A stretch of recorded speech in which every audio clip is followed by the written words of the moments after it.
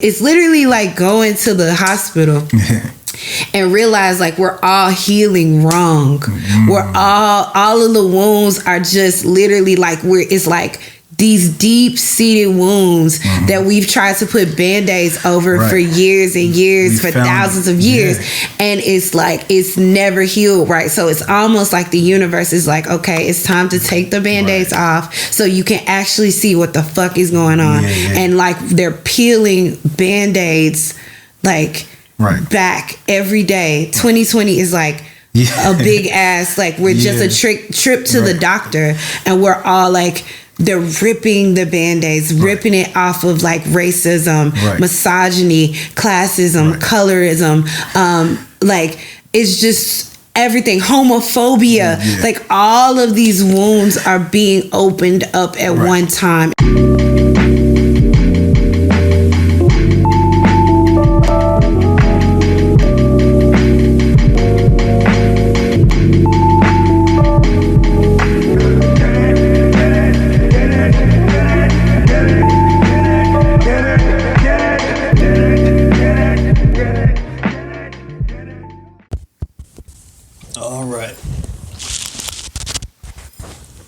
Bones cracking.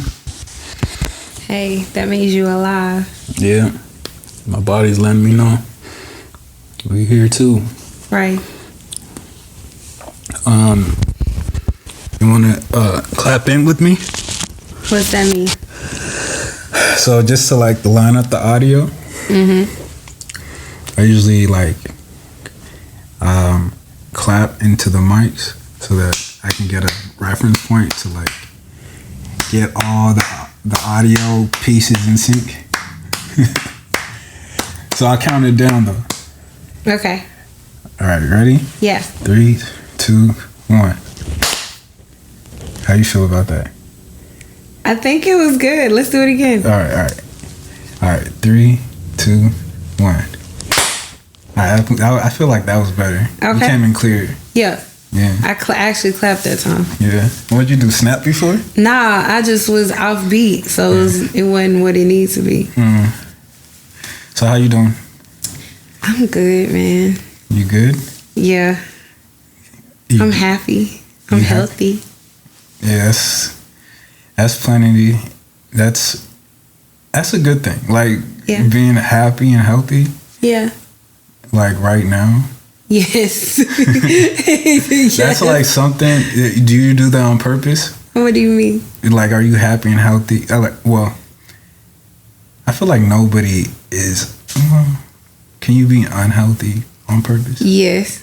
I mean, I don't know. Like when people. So I'm from the South, right? So if somebody asks me, that makes sense. So if somebody asks me like how I'm doing, I'm gonna say I'm blessed. That's what I'm gonna say. Where in the South are you from? I'm from Memphis, Tennessee. Tennessee, and also I like to say Dallas, Texas, because I spent so much time there as well. How much time? Well, I would say I was born and raised in Memphis, Tennessee, but like I would say like 20% of the time I was in Dallas, Texas. Because my grandmother and like my mother's side of the family is there as well. But I'm born and raised Memphis blood, you know. Yeah, that's what you claim first. That's what I'm claiming first. Yeah. Do you ever call it Tennessee? Nah. No. No. I heard Young Buck say that one time, and I was that's because he from Nashville. He ain't from Memphis. Really? They got a different slang out there. That's not slang. I don't know why he did that. See, like people from Memphis and people from Nashville is a totally different lifestyle. What are the differences? Memphis is just cool. Like everybody's it's just like relaxed. It's relaxed. It's cool. It's another type of Tennessean. So like Nashville is more rural and you Memphis, say that word so well. Rural? That's a tough word. Really? That's a very tough word. Yeah. I didn't want to say it. It's so hard. Yeah. Nashville is more rural and it's like more hilly. You have more, I would say, I don't know. There's definitely black culture there, but black culture is like it's, you know, it is Memphis. Like Memphis was the hub. Memphis was like the LA of the South. A lot of people didn't know. And so we have our own slang. We have, it's like the way we walk, it's the way we move. It's just, you know, it's like, it's just a totally different city. It's like LA and Pasadena. LA or like, I'm trying to think, West Covina or something, you know. Now I want to go to Memphis. Okay. I've been to Nashville. Okay, so you gotta go to Memphis. Yeah. Nashville is fun. But baby, look, the food. The fun, like Beale Street, the drinks. Like the wings, the barbecue, the people, the women. Like everybody's just laid. Like it's just the culture.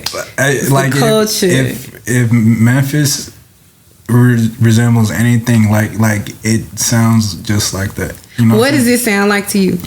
It sounds like how you described it. Just because it kind of reminds me of like what you given me since we've, you know, linked up. You know what I'm saying? Like it sounds like a good time. It's inherently black. So it's one of the last Mohegans. You know, you got Memphis, you got Atlanta, you got Detroit. You know, you got Inglewood. Right. You know, you got Compton. You got Harlem. You got Brooklyn. You know, like you have these. What's the history of Memphis? Like why? Because I've been kind of like interested in like the beginnings of like how very black cities came to be and stuff lately. And so I don't know what the history of Memphis. Do you know? So Memphis was like the Mecca. Like people don't know. Like Memphis was like the LA of the South. It was where people in Arkansas, people in Kentucky, people in Texas, Dallas, Alabama, people would go there for fun. People would go there to make it big on Beale Street. People would go there to make music. You know, what was the music like? There was blues, jazz, blues, jazz, anything. You know, like it's the home of the Stax Museum, like with all of the greats, you know, all of the greats. And we don't say Elvis, you know, because it's not. Is he supposedly from Memphis? He's from Memphis, but we don't talk about Elvis. We talk about we talk about all of the greats that were there. That, you know, like Al Green, you know, and I just use Rufus Thomas, and you know, so many. Like people don't even know that Tina Turner actually was from like a part of Tennessee. You know, Tennessee is. I'm really grateful to be there, but I'm especially grateful to be from Memphis. You know. So when did you? Were you born there? Born and raised. Okay. Yes. Born and raised. Until how long? Till I was 18. Then I went to college in Middle Tennessee, so near Nashville, like in the middle of Tennessee, Murfreesboro. I went to school for music and PR and recording industry. I got my degree. I pledged. I did all the things. Then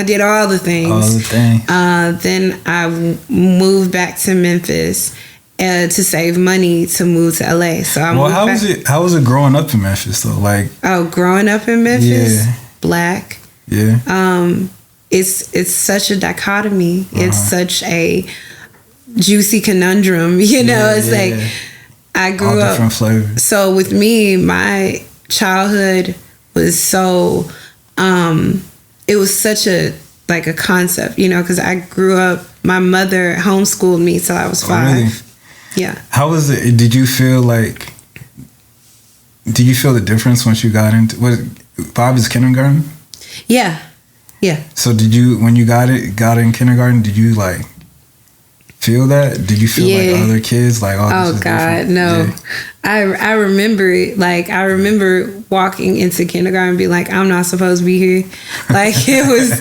Why did you feel that way? Because I was so used to it just being my mom and like art galleries and symphonies. Like, really? That's what did your mom do? So my mother, well, really, she did not work. She stopped working. Okay. From like a time I was a baby till I was about 5. Mm-hmm. Yeah. And then she went into, she works like in social work now. And, but like, she just raised me. Yeah. She would take you around to galleries and stuff. That was important to her. Well, one thing about it is my mom was really resourceful. And at the time, there were a lot of different programs in Memphis. Yeah. Because it's such a musical city. Yeah. There was a program called the Mini Maestros, actually. And it was a program for babies and toddlers. Okay. Where you would bring your baby or your toddler to the symphony practice, the Memphis Symphony practice, a huge symphony. And you would sit with each instrument, like as a lap baby. Yeah. And also she knew of like art programs and stuff, but she just was resourceful because it wasn't like we had a ton of money. Right. You know, she knew what she wanted to cultivate, and I'm really grateful for that. Yeah, right. Very privileged, you know. Yeah. So then the big 5 comes, and now you gotta go out into the public. Yeah. as a kindergartner. Social anxiety. Did you feel like? I feel like everybody like had a point in time when they kind of remembered, like, damn, this shit is different. Yeah. You know what I'm saying? Like when you went to school and you kind of felt yourself and felt the world and how there's a difference between that. Yeah. Or like there's a difference between the world you were cultivated in and the world that's out there. Well, I believe, and I've always believed this, but most recently it's solidified for me that we're literally just like spirit beings in a in like human flesh, right? Right. So when you bodysuit. Yes. So when you're at home, you're safe, right? So you're around like familiar spirits. You're around people that were put on this earth to cultivate you for better or for worse, you know.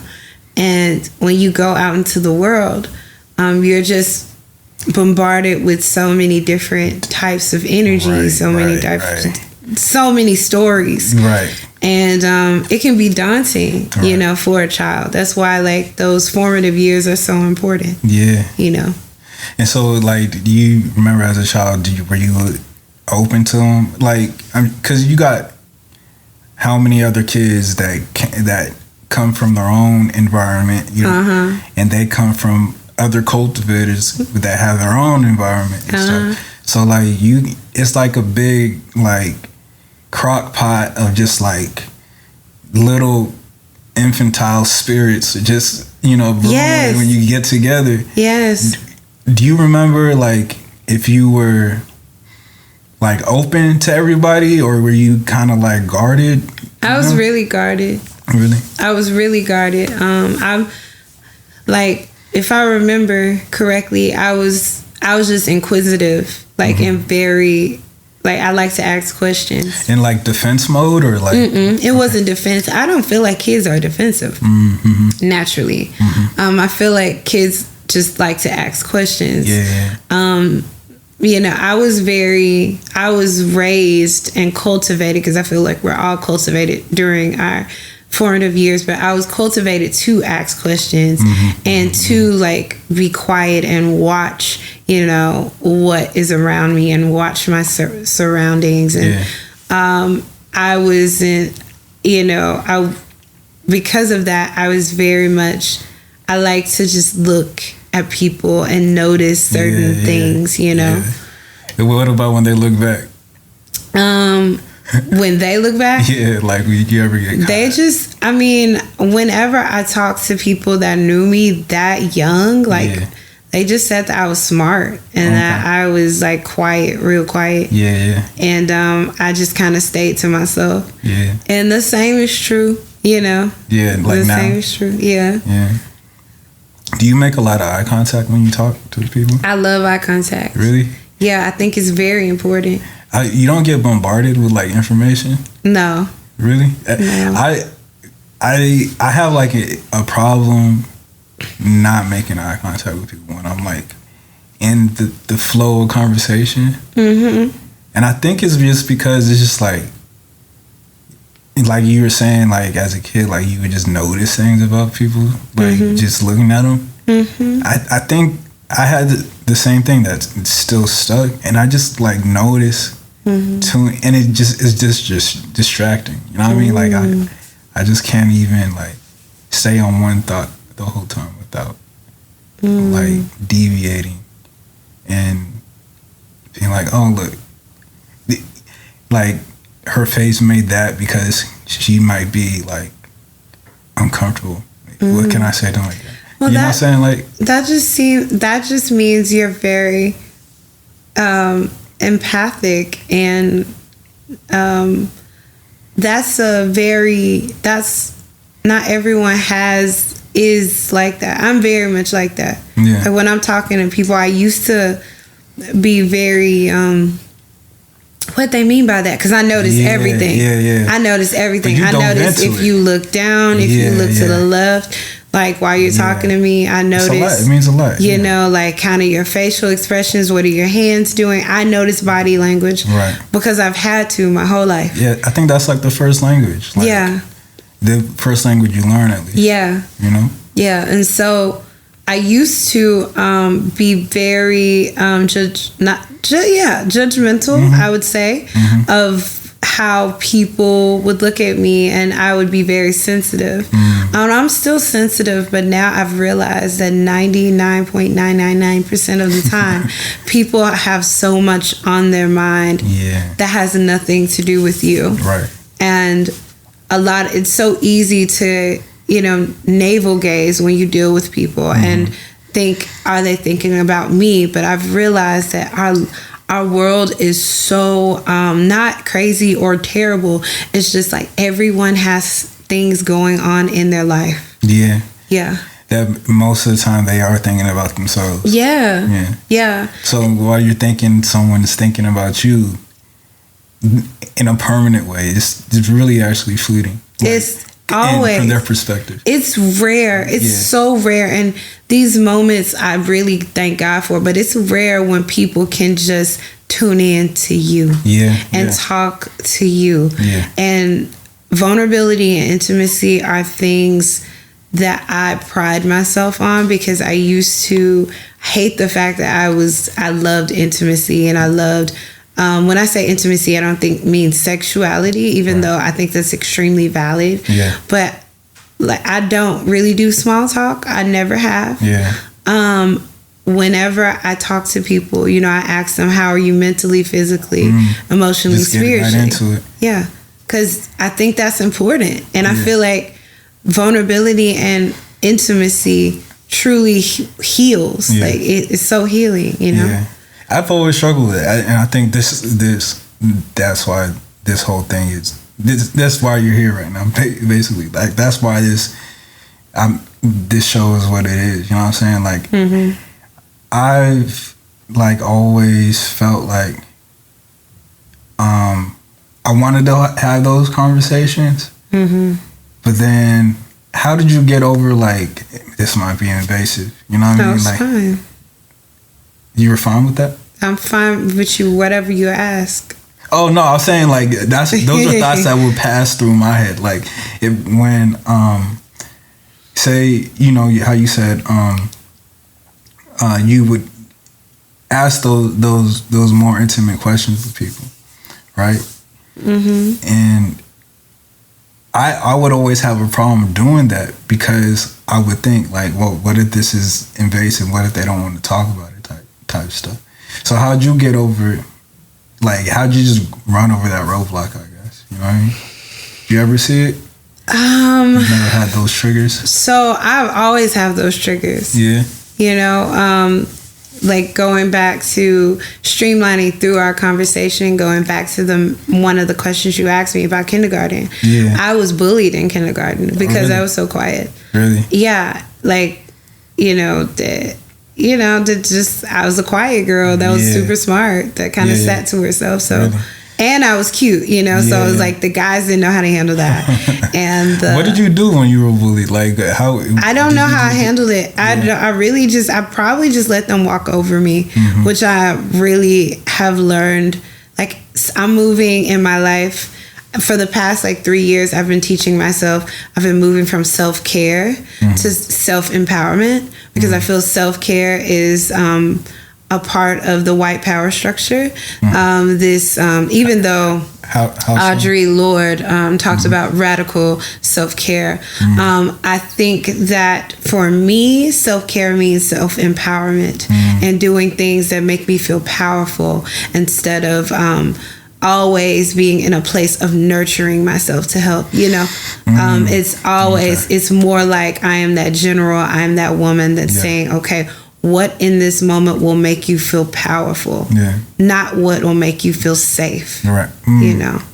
But I forgot what we were saying. Oh, what were you saying? I was asking about when you were bullied and stuff.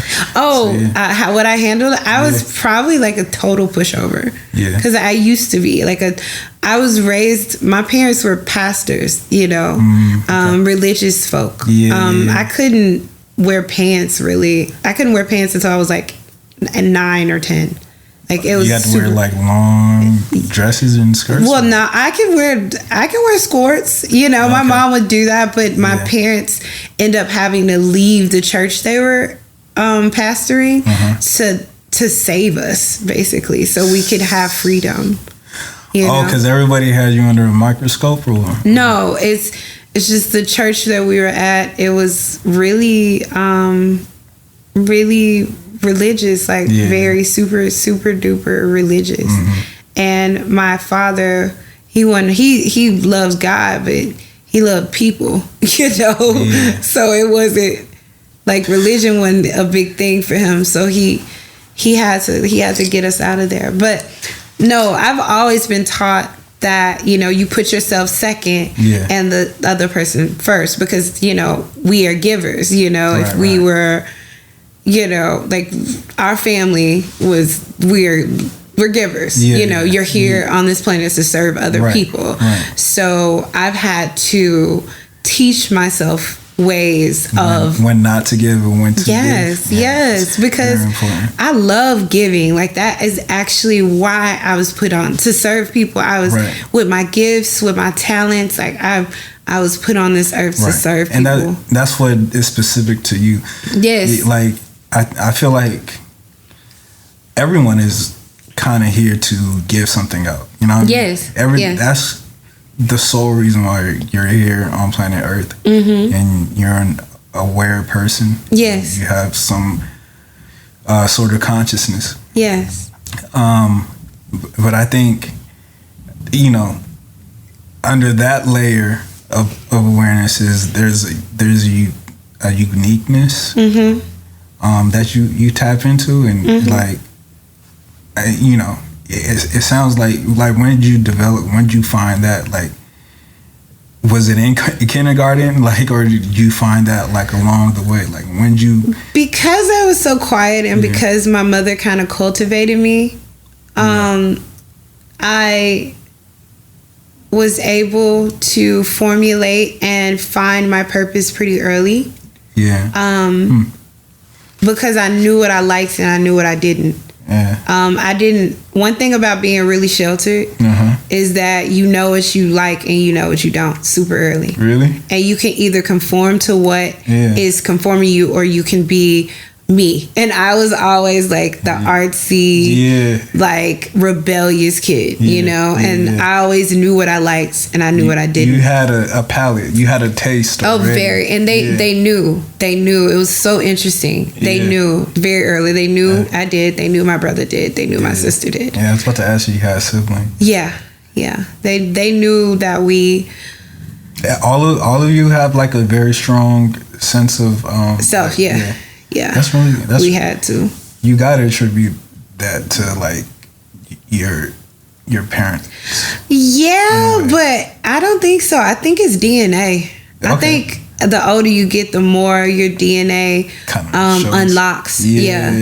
And I think the more, like, it's so important to tap into your ancestors, to tap into your family. It is. Because you get to know, like, my grandmother did this and my grandfather did that, and it starts to make sense as your DNA codes start to unlock. Good and bad. Good and bad, yes. So you can know what in this lifetime you're healing. Yeah, exactly. Mm-hmm. I know you were talking about it like when you walked up, but is there some things that like you're just like I don't wanna know?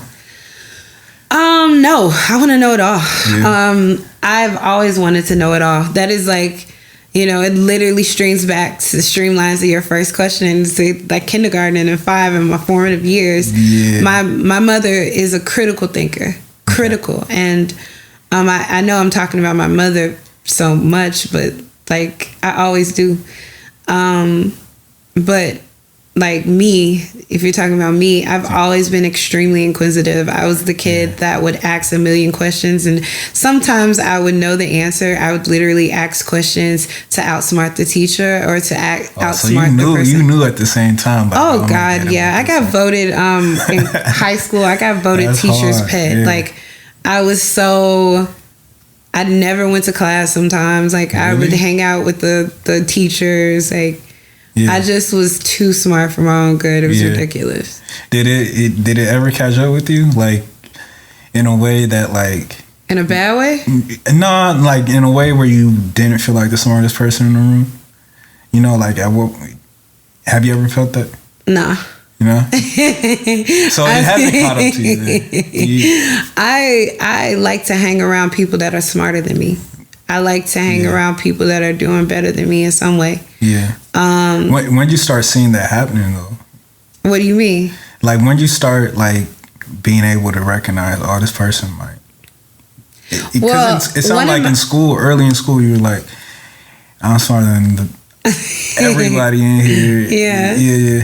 Well, one thing about it is my self-love journey is like I wasn't always like I didn't always feel like the prettiest girl, but I always felt like the smartest girl. Mm-hmm. I always knew I was smart. That was your superpower. That was my superpower. Yeah. And my superpower is I could see other people's superpowers. Mm-hmm. So I know how like I'm a connector. I know how to like make a room. I know how to like connect people, and I know how to like connect the dots for myself. Mm-hmm.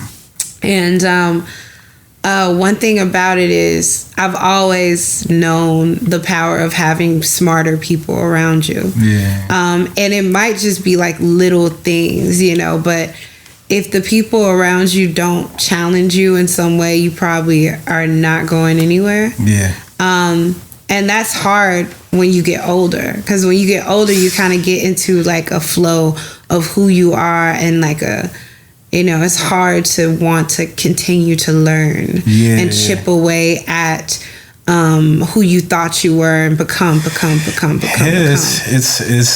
like giving yourself stitches. Yes. In a way. You know what I mean? Yes.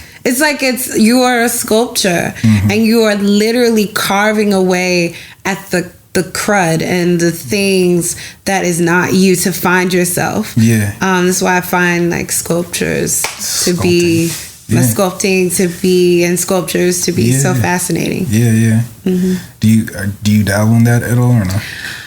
My creative medium right now is like music and writing and books.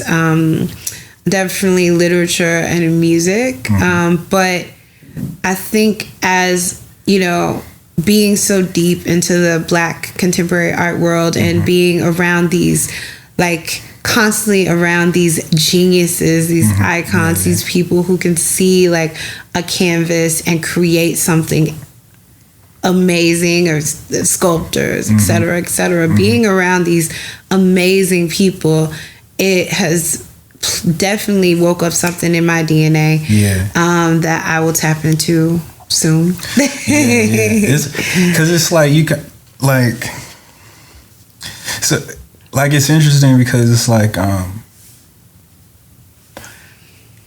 for you being as smart as you are, do you use that to like your advantage, like creatively? You know what I mean? Like always. Oh my God. You know what I'm saying? Like there's some kind of like connection, like being like very one thing smart. About it is I'm really anti respectability politics because my mother went to Harvard, right? My father was a pastor, right?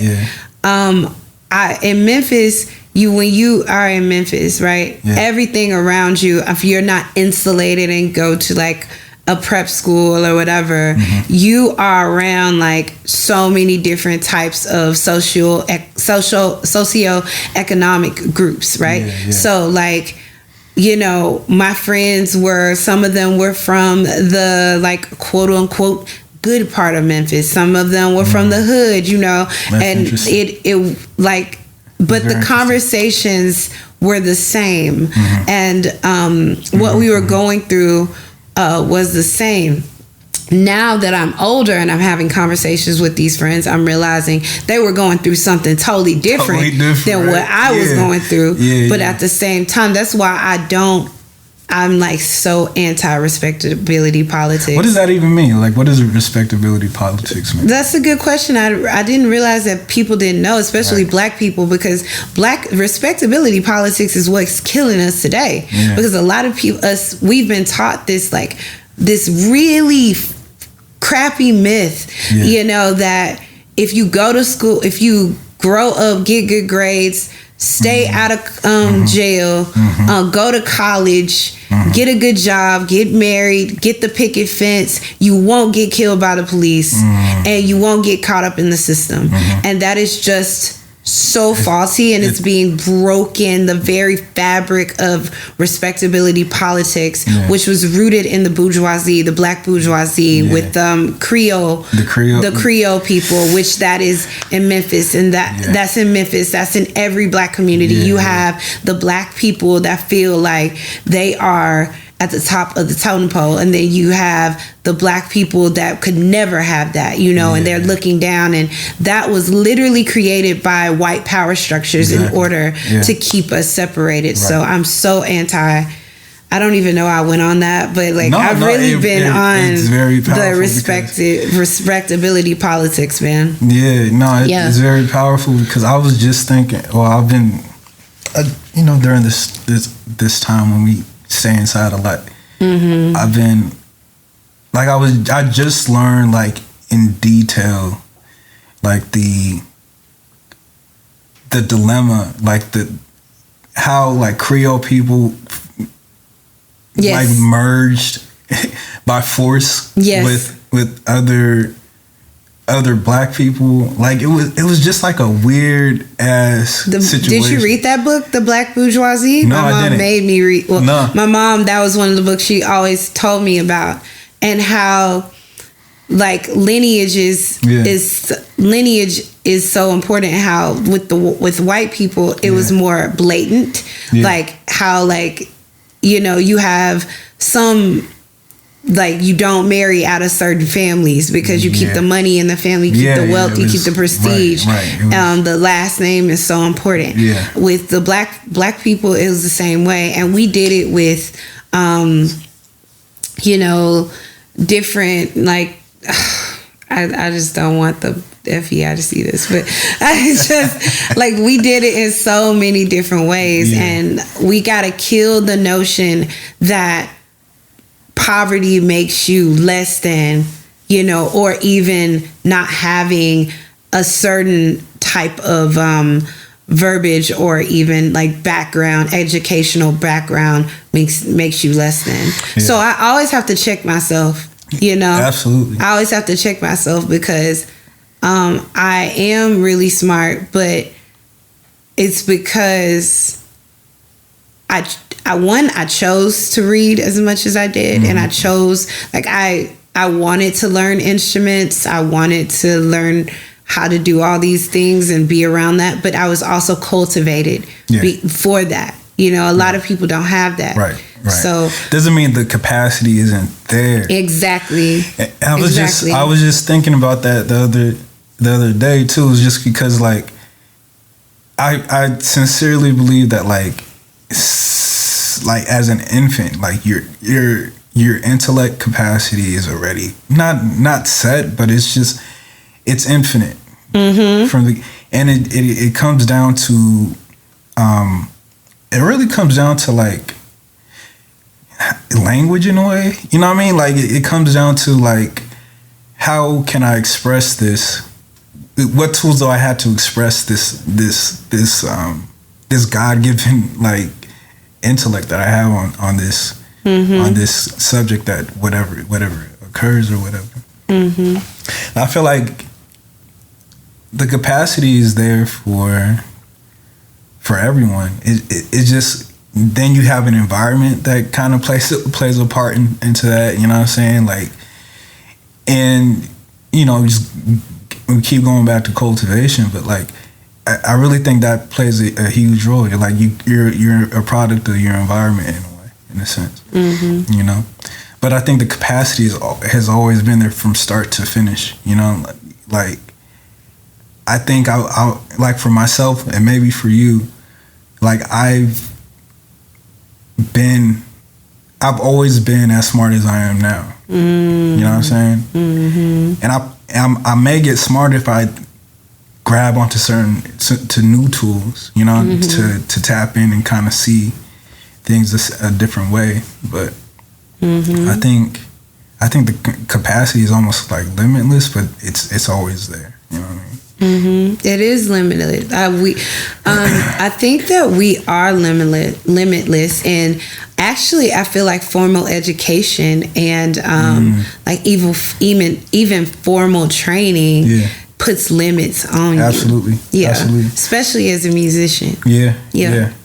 I was I mean, going back to like the Creole and just I don't know what to call Black people. I mean, like, you know what I'm saying? Like, everybody's. That is like amazing. Yeah, like, because some people call us Moors. You know, like some people call us Moors. Some people call us the original Jews. Yeah. Some people call us Africans. Right. Like that have been brought to America. Right. Some people call us Black. Some people call us.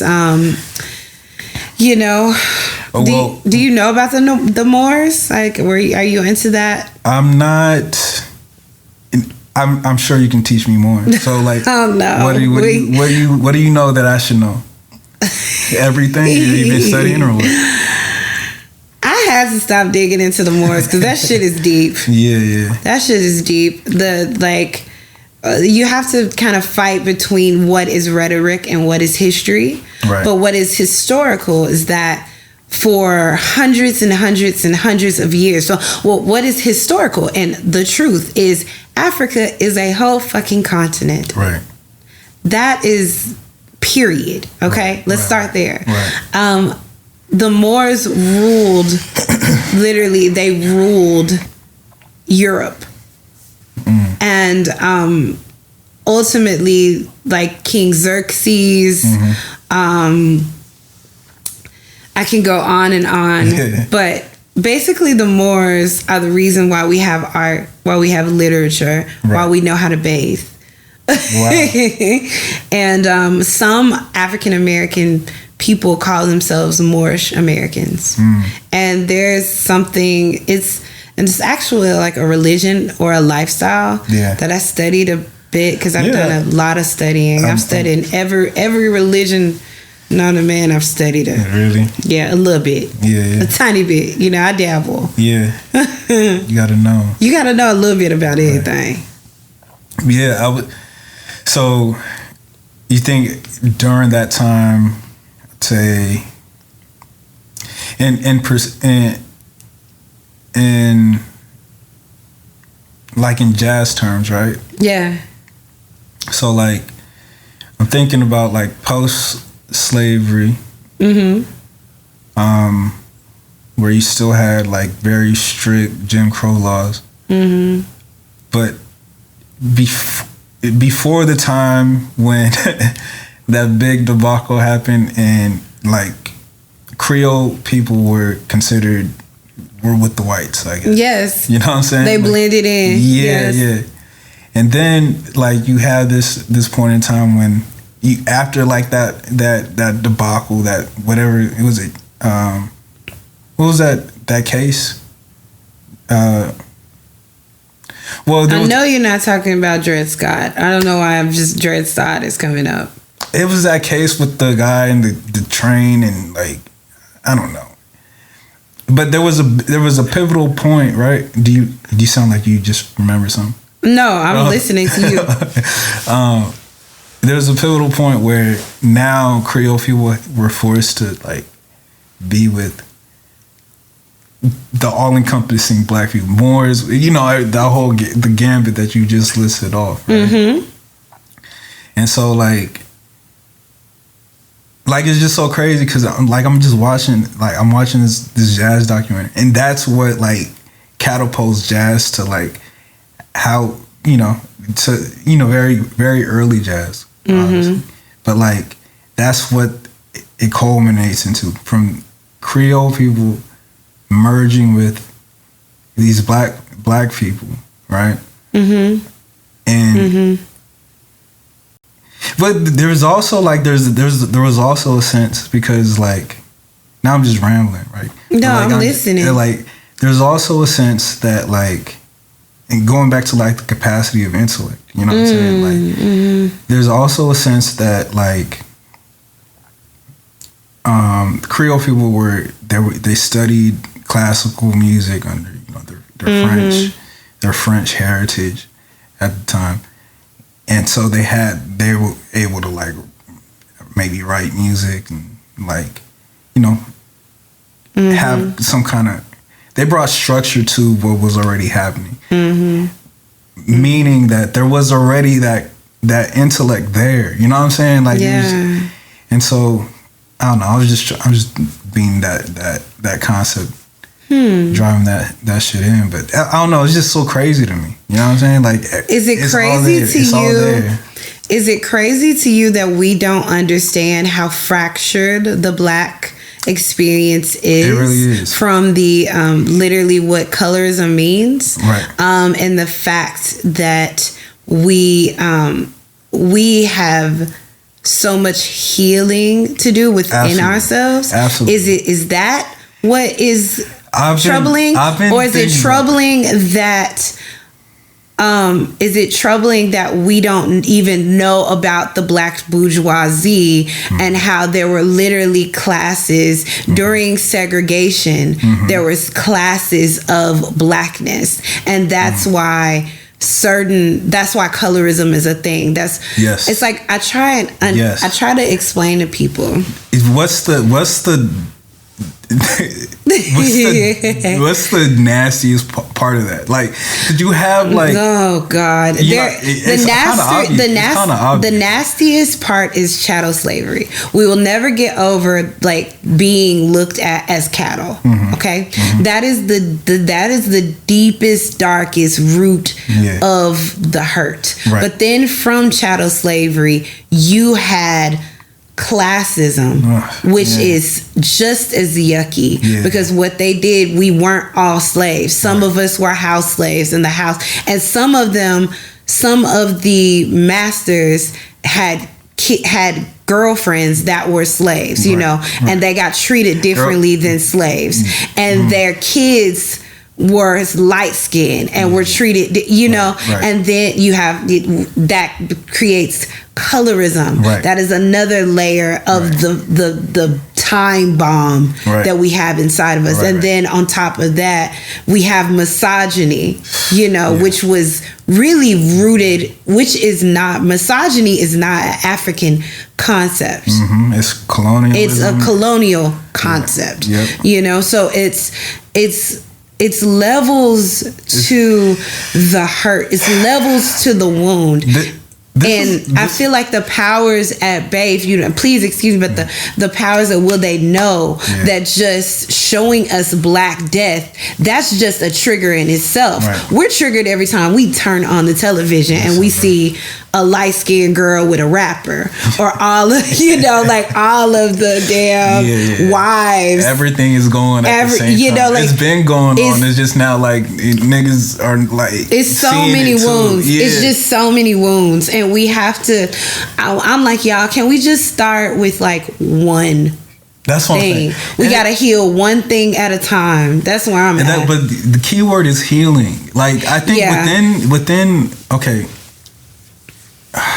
Thank you. There's so much to talk about. I was hearing you. I was hearing it. Thank you. Yes. Because like what I've been grappling with like these last couple of weeks is like, so it starts from back then, chattel slavery. That is something, when addressed properly, should be corrected. Yes. It should be corrected. Yes. But within amongst Black people, right, yes, correction shouldn't be the first thing we do. It should be secondary to healing. You know what I'm saying? Like, there's a difference. To me, there's a difference between correction and healing. And I forgot who said it, but there was someone like wrote somewhere, it's a quote from some, it's not me, but they said healing is placing love where fear once was. You know what I'm saying? Like, there's a certain thing that you with healing that you approach with love, and while looking at the past, you know what I'm saying, and taking that wound and helping it and allowing to progress to the future with it. You know what I'm saying?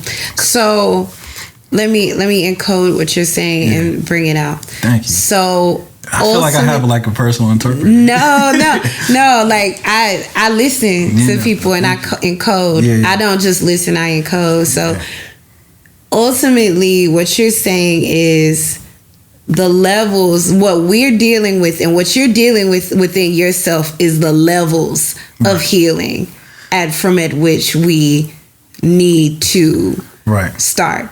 And it's confusing because right now we're bombarded with all of the different levels. Right. And so everyone is at a different place. You know, some are Black women and we're just like, fuck, I'm hurting, I'm dying, and Black men don't care about me either. Right. And fuck, and I'm dark skinned. Yeah. And then you have Black queer men who are just like, I'm dying, but I'm also queer and y'all don't accept me. And then you have Black trans women that are like, y'all, we dying and y'all not even out crying for us.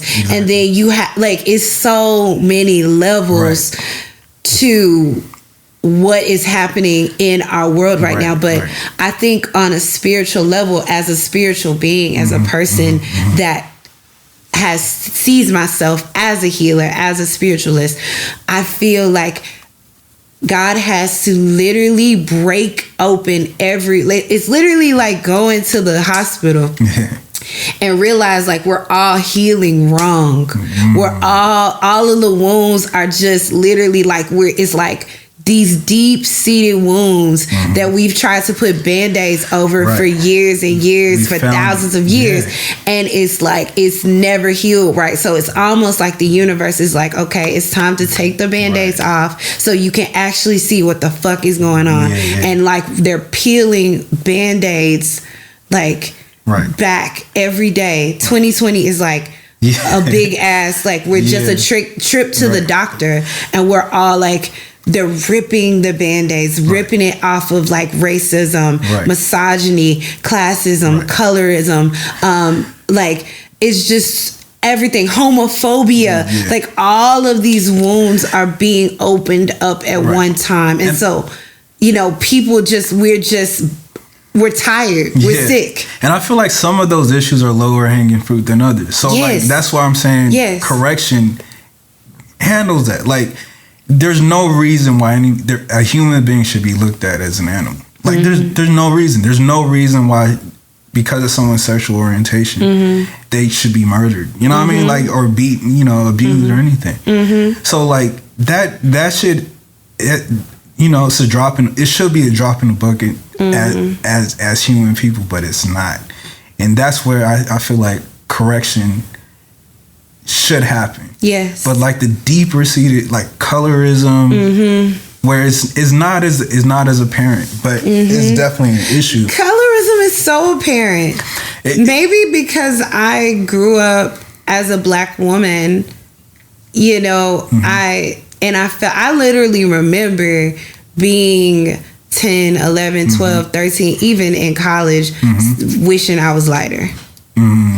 Wishing my hair looked a different way. Damn. That's the issue, yeah. And it's, we didn't even, in the 90s, the mama and dad didn't know to even instill in me at the time. They didn't even know to instill in me, you're a beautiful dark-skinned girl, or you're a beautiful, like, brown girl. Yeah. They didn't even know. Now we know. Yeah. Now we know. Now we have the verbiage. Yeah, we have like all the marketing tools. Yeah, we have we're ready now, but it's deep. Yeah. It's deep for millennials.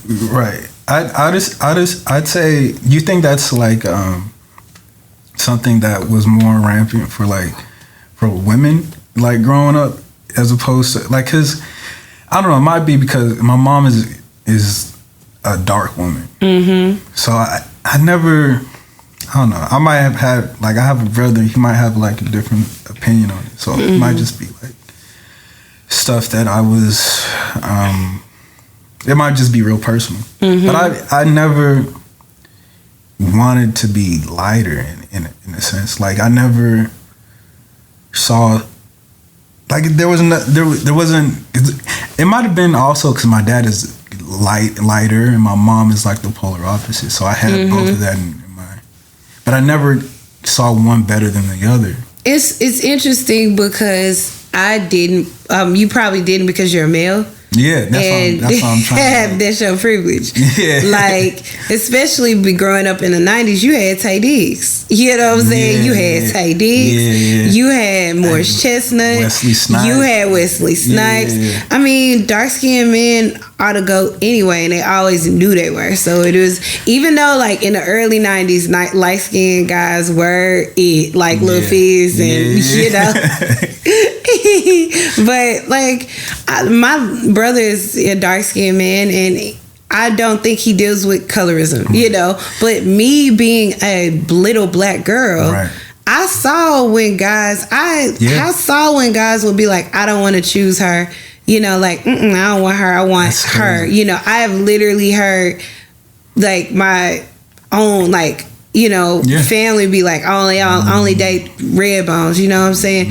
Like, I've heard that. And so, like, or even the little microaggressions where it's like, well, your hair's so nappy, and it's just like, you can't win, you can't win. So it is very much your privilege to not even notice that. But as a woman, beauty is everything. At that age, that's your social currency. It's your social currency even to this day. Right. To this day, like that meme. How you're to this day. What the optics look like. It's literally, your beauty is everything. Especially in like high school and like it's real voted like it's literally most beautiful, most attractive, most beautiful, prom queen, sick shit. It's sick. Yeah, it's very sick actually. Yeah. And so like, and then we didn't even have the verbiage to deal with it, right? Because we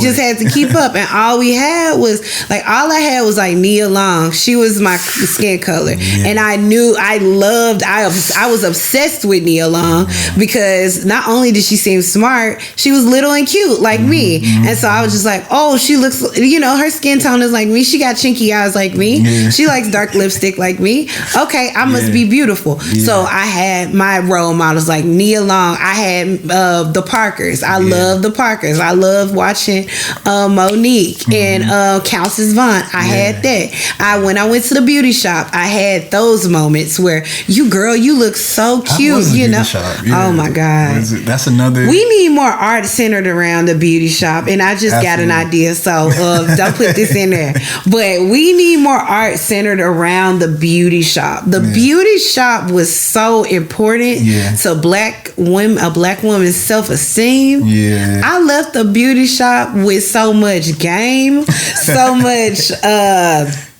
You talking about the tea? Yeah. It wasn't nothing like a Saturday morning at the beauty shop. Yeah, wasn't nothing like it. Yeah, just a room full of black women getting their hair done.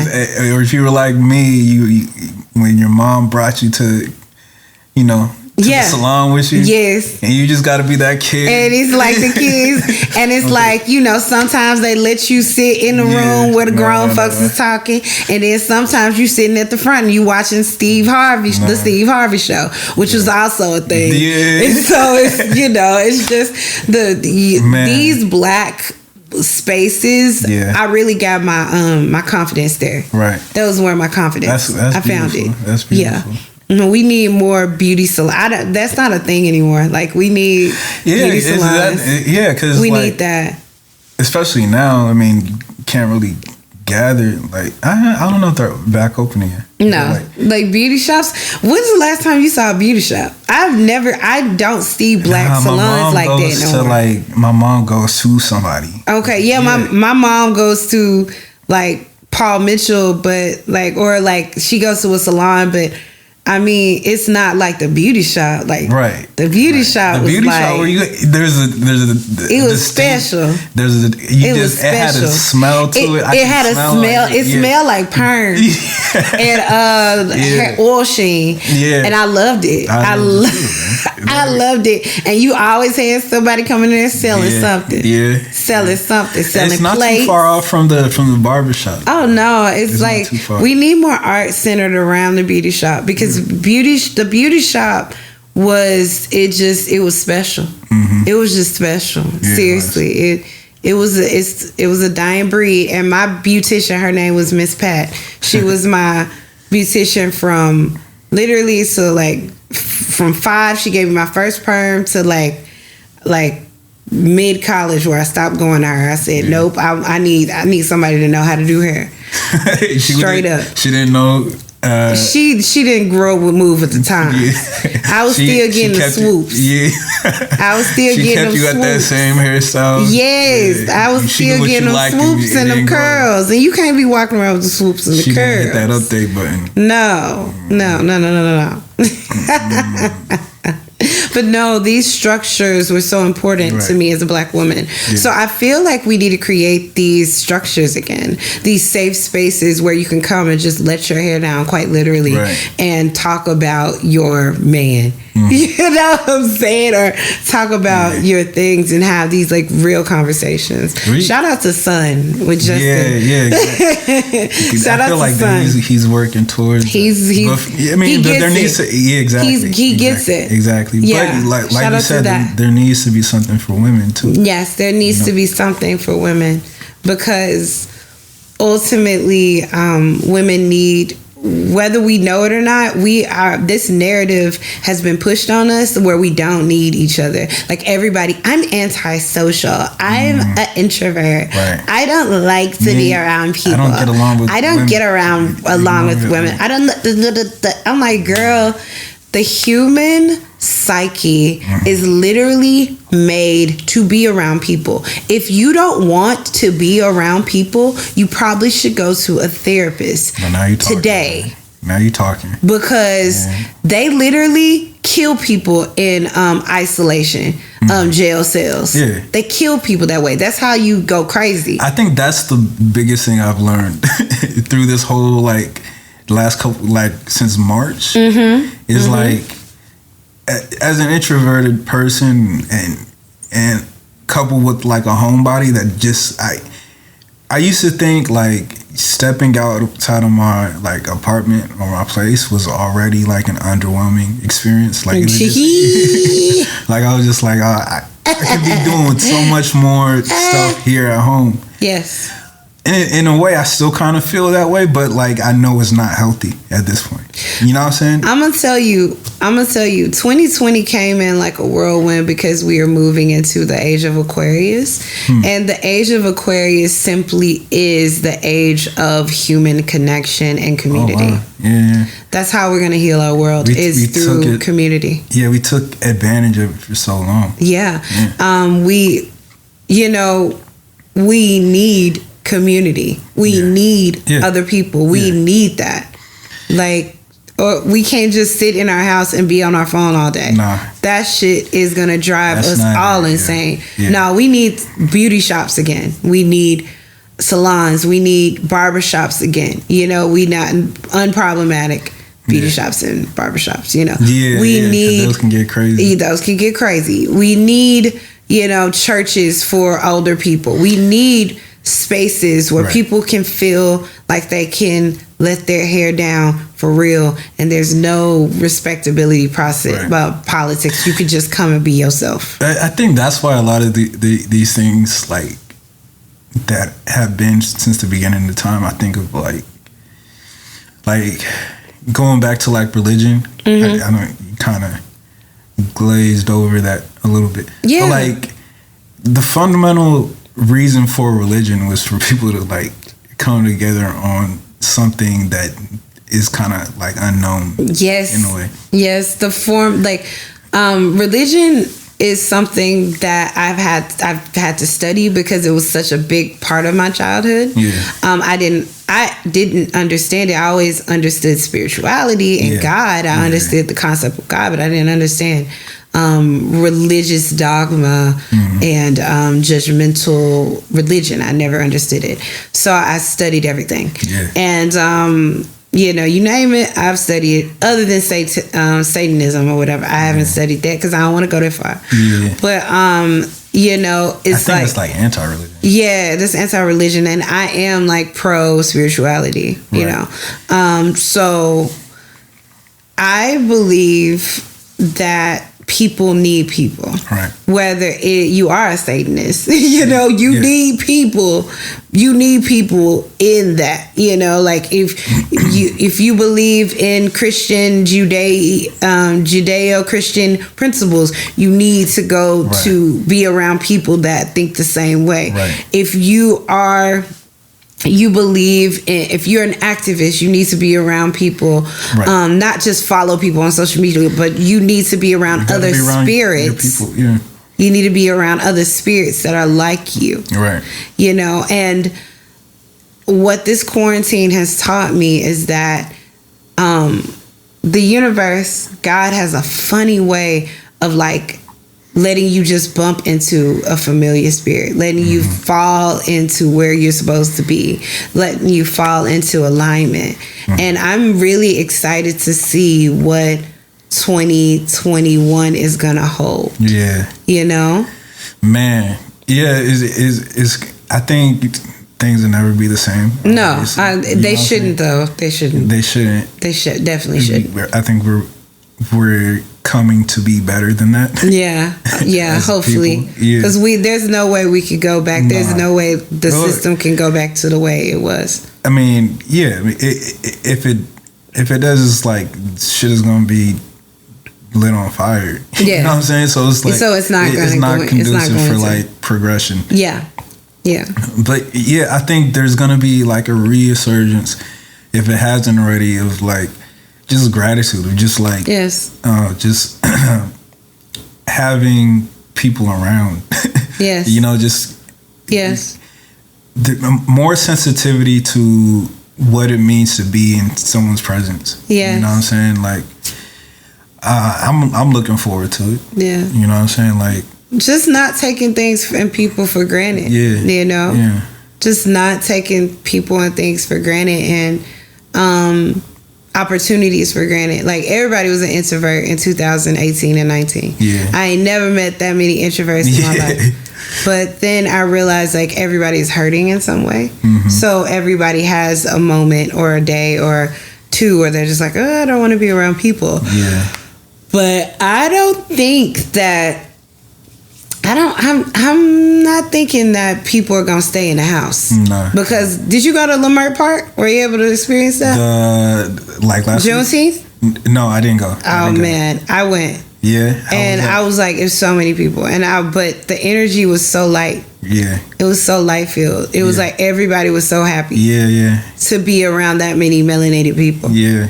And that's what I got that vibe from just social media. Mm-hmm. You know what I'm saying? Just people talking about it. Yeah, it was very much needed for the collective. So I'm just excited to hear the music and the concerts and everything. Yeah. 2021, you know, because I mean 2020. I'm excited for when the aliens come. Yeah, that's too. What I'm looking at. Well, when they like pop their head out and they're just like, I've been here the whole time. How do you? How do you process that with? It sounds like you have a strong belief in God. Yeah, I believe in God more than I believe in anything. Yeah. That's the only thing that keeps me sane. Yeah. Mm-hmm. So how do you how do you deal with the duality of God and aliens? There's a duality? Yeah. Well, why can God be aliens too? You know, like, I feel like the principle of God is way bigger than any of us can even pinpoint. I believe that God is literally the particles that are holding our protons, atoms, and neutrons together. Absolutely. I don't believe God has a gender. Right. I don't believe God has a sex. Right. I don't believe that God is this man, white man for sure, in the sky waiting to zap you when you do something wrong. I believe God is balance. Yeah. God is nature. Mm-hmm. God is us. God is in us. And if you have breath in your body, you are God too. Right. It's a consciousness that is God. Yes. Yeah. Yeah. So why couldn't aliens, the particle that holds them together, why couldn't that be? Why couldn't all of this be God? Why couldn't we all of this be God? So it extends beyond. It's beyond what we can comprehend. Right. It's kind of like, okay, so did you see that show? It's called Solar Opposites or whatever. No, what is that? Fuck, it was so I wish good. I did now. Go look it up. It's called Solar Opposites or Solar. I think it's Solar Opposites, and it's like adult cartoon that was like, I think it was like a Hulu original. It was so good, but it was. So it's on Hulu right now. Hulu or HBO. I'm not sure. I think giving them free marketing. I don't know. Yeah, I think it's Hulu. Yeah, but it's Solar Opposites was so good because it really is a philosopher's dream because it's so good because it's like a play on how we look at God. Yeah. It's so condensed. It's so, I feel like it's so. And who we are praying to and why we have to. It's so jam-packed and only on what we know. Or what we perceive. Why we have to put God in this box of God is just this. Right. And God has a name and God has a gender. Right. And God has a face. And it's like. No, there's no way you can put God in that small of a box. God is holding everything, like literally galaxies that we will never be able to see. God is holding all of that together. And is he holding it or is he or she or it? Is God it? I don't, and that's what I'm trying to. These are the conversations I love. Yeah, I love these conversations. This is it, right? We're here. We've made it. We made it. This is what we came for. Yes. But I've been thinking about that recently. It's just like, what if we only recognize the light, and so we recognize that light as God, but there's he's the only nigga there. You know what I'm saying? Yes. But there's other gods that just aren't light. You know what I mean? Like, yes. they just have like, you go to this galaxy, and there's just this other nigga that rules. Yes. And it's just. But this is the thing, we'll never know. And that's why I just always call, I grew up in church, so it's like Jesus, but I always... That's a familiar name. It's a familiar name, so it's an easy one for... It's also Allah, it's also Buddha, it's also, Muhammad. It's so many names. So the thing about what I've realized is the source of all creation. I pray to the source of all creation. I pray... that's what I pray for, and I just make sure to give gratitude to the source of all creation, because ultimately the source of all creation is in me, because it's where you came from, like yes, we come from source. We come from source. That's why I can't wait till like the aliens just show themselves, because they're already here, bro. I think that a lot of us are aliens, because have you ever heard of the Pleiadians? No, what is that? Maybe I heard of it. I just don't know the name. We're not gonna go there. Please go there. No, just think about it. Like, where do our atoms, our neutrons, are like since we're in a solar system, if you think about it, we are aliens. We're actually when you touch the ground, you're not actually touching the ground. Your atoms are touching another force field. We are literally floating in space. And because we are aliens, who? It's this goes back to breaking down of Africa being the first continent, and where did the humans come that were formed? It's levels to this shit. So it's we all are aliens anyway. I know where you're going. I feel ultimately. I didn't mean to put that kind of pressure. No, there's no pressure. I never feel. I love these conversations because I'm a philosopher at heart. I feel ultimately we all are aliens. Yes. And we all come from different galaxies, or our lineages are from different galaxies. And I don't know all of the galaxies, but one is the Pleiadians. But that's kind of why, that scripture. So Pleiadians are a different galaxy? Yeah, different galaxy. But we, there's this scripture, and I live by it. We are in the world, but we're not of the world. And that's a Christian, Judeo-Christian scripture. It's a metaphor. But it's a metaphor, and I think it's really deep. And I feel there are when you look across all religions, there are there are principles that are key to each religion, and so ultimately when you look at it, it's where are we getting this from, and the pyramids and all this shit, it's just aliens already here, dude. Let's start there. We are aliens. Let's start there. I feel we are aliens. Can I give you a theory that I just hope is true? Yes. I think. Okay, which one do I want to give? I think aliens were here way before we were. Some kind of alien, because I think there's different kind of aliens. Right? But they were here, developed a technology, they became so civilized that their atoms started moving way faster than we can perceive, right? And now they're just, out and about, just cruising, doing what they want to do. I say that because I stumbled upon an old cartoon, right? I think it was Flash or something, and it's kind of salacious, but bear with me. So it was Flash running up a mountain or something, right?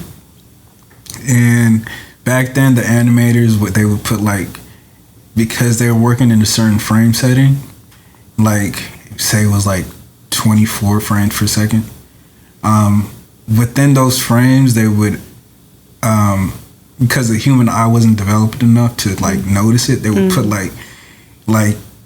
while he's running, they'll put his dick, just falling out or something. Okay.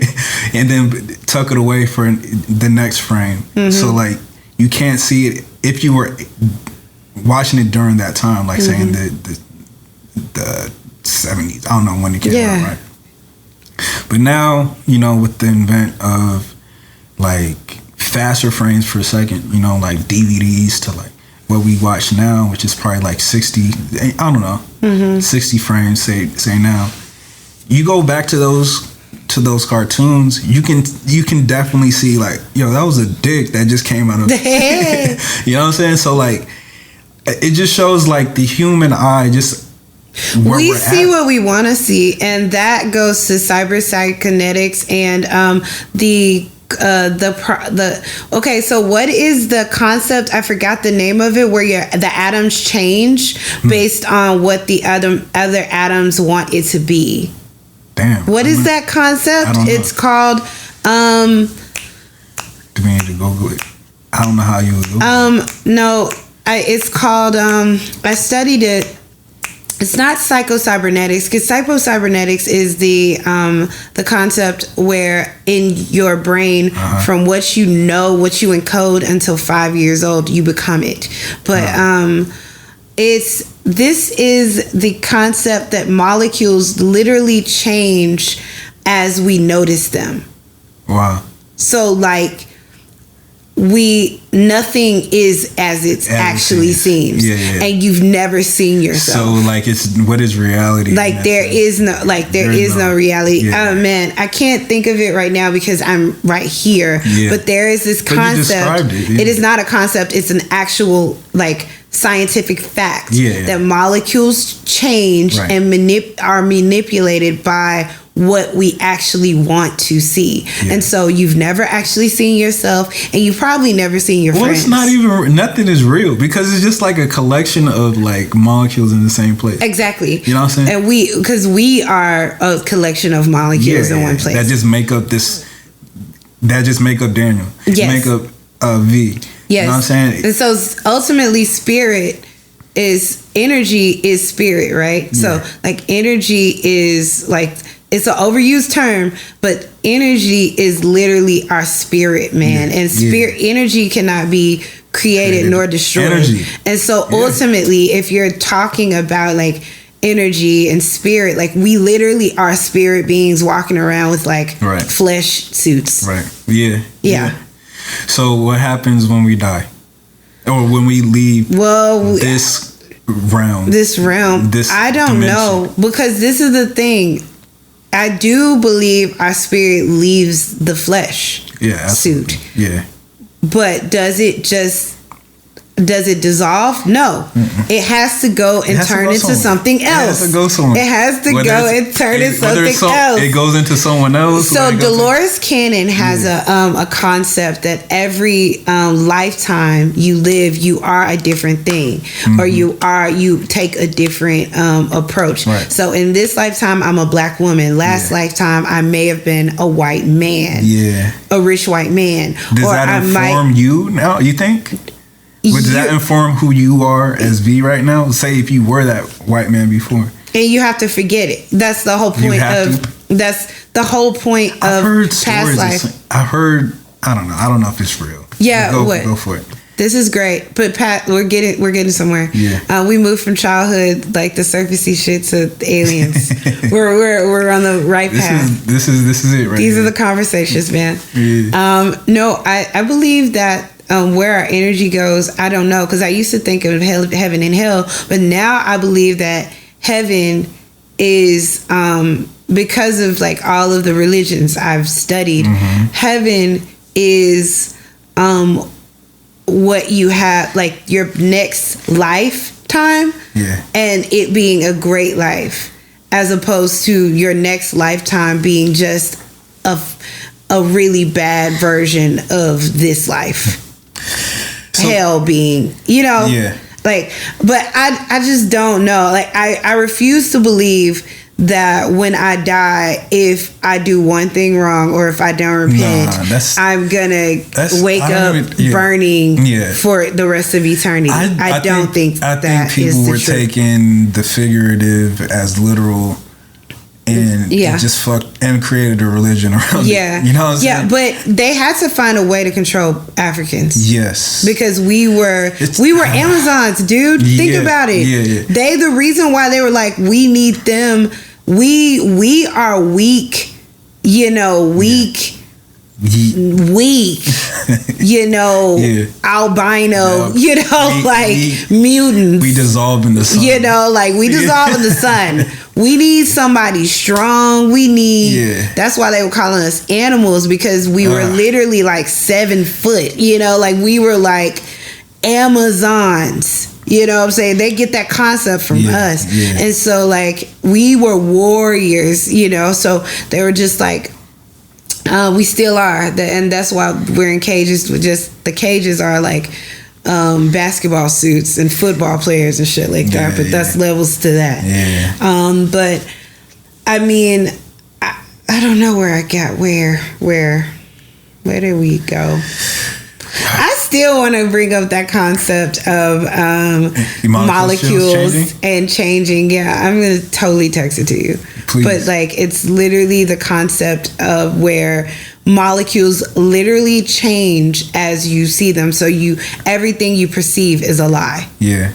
Like, even the concept of beauty is a lie. Like, you can meet someone, and to you, that's why to you, no, it's just how your eye's shaped. Like, it's literally how like your eye, like is it like not the sclera, but like the circle, like the oval part in your eye and your iris, or I don't know, man.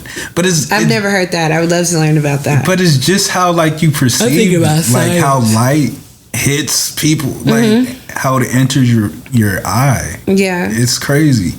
Like, so it's like all these standards, like there should never be a standard of anything. There shouldn't be. Well, I personally, I don't live my life in absolutes. I don't think they're a thing. There is no such thing as absolute. So like there can't be a standard. That's the concept that I can't remember. Fuck.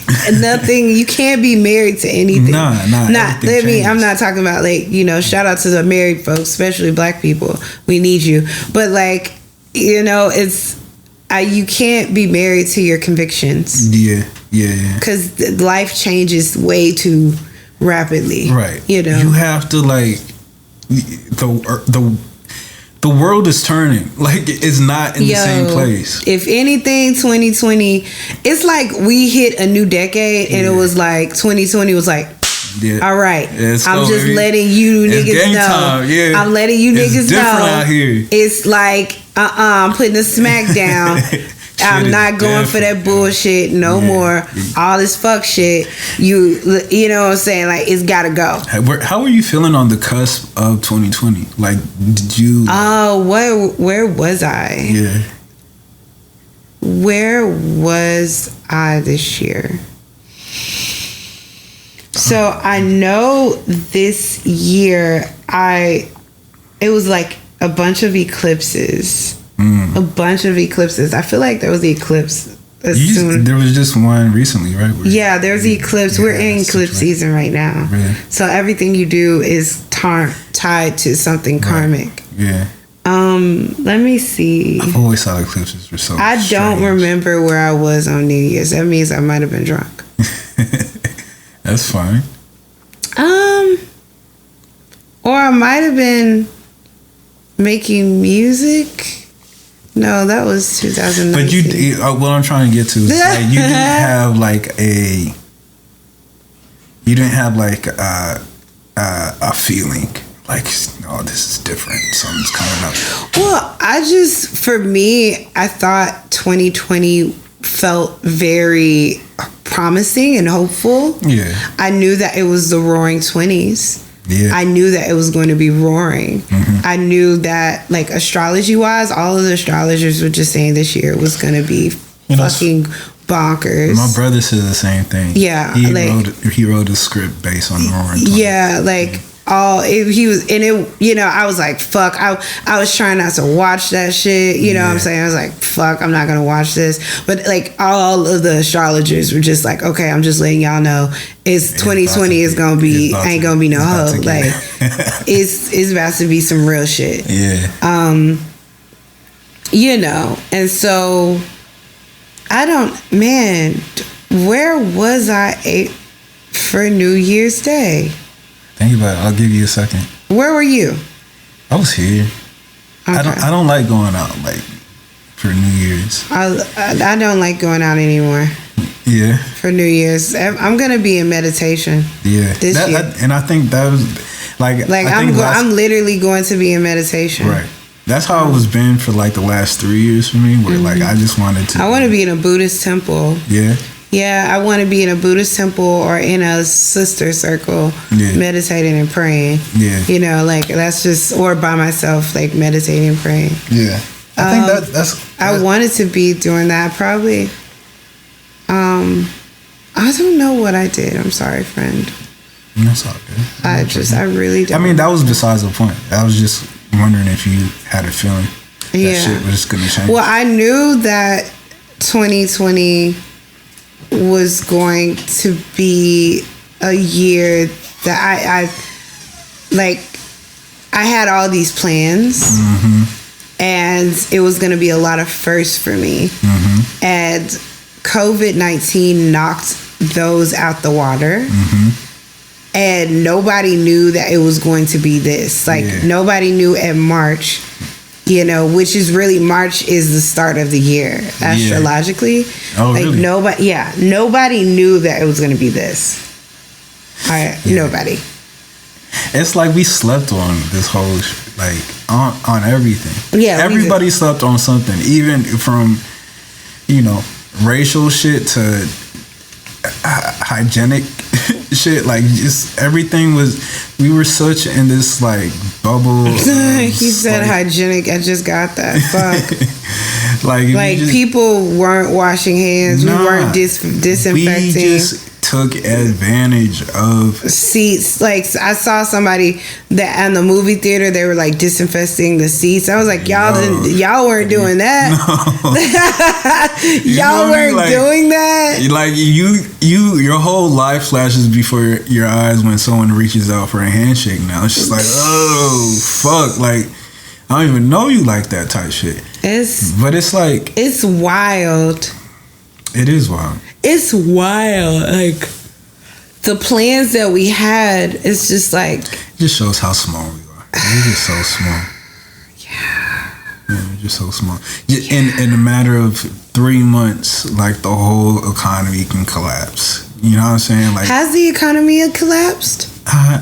I think so. It's not what it used to be. Like, I think they try to like play games. Yeah, the economy is a game. Yeah. So like you have like this outside external force that just kind of entered the environment of the game, and now they're just like trying to play like little triggers on like how do we beat the big boss type shit. Yes. I think ultimately all of this was supposed to happen. I mean, you know how like people are just like, all of this there's a reason, but are you getting into your conspiracy bag? This is being recorded, dude. The government our phones are not off, so the government is already listening. But I mean, I'm not just anybody. No, I know that all of this was planned. Okay. That's what I know. Okay. I think that this is very deliberate. All of it. It feels very deliberate to me. And I'll stop there. And I feel like a lot of people don't understand that this is very deliberate. And that I feel like even with me, you know, we all should just be quiet and get really quiet maybe for like a month and just look at what's happening. Like look at the phases, look at the cities that are opening even though like COVID is rampant. Look at the numbers. Like listen to the fireworks that are randomly just like a ton of fireworks. Fireworks is that, if anything, the fireworks isn't that a red flag? Yeah, that's a red flag. Just all of a sudden.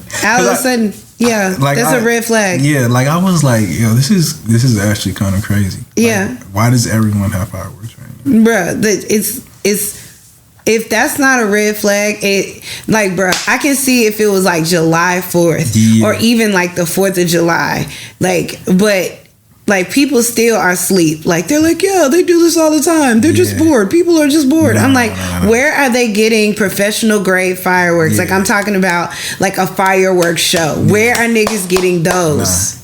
And I'm just trying to. Where?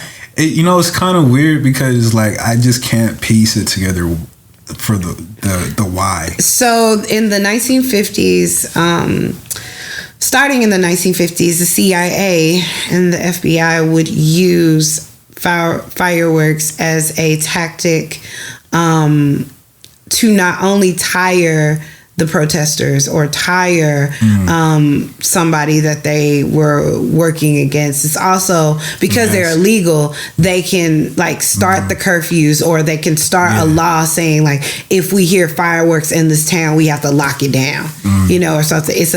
All of this is a mind fuck. We're in a big ass psyop. We're in a big psychological warfare because people don't understand that people like, well, you know, the red pill, blue pill, because we live in the matrix. Because we live in the I can't think of the name of it, where the molecules keep on changing. Yeah. I wish you knew now. Bruh.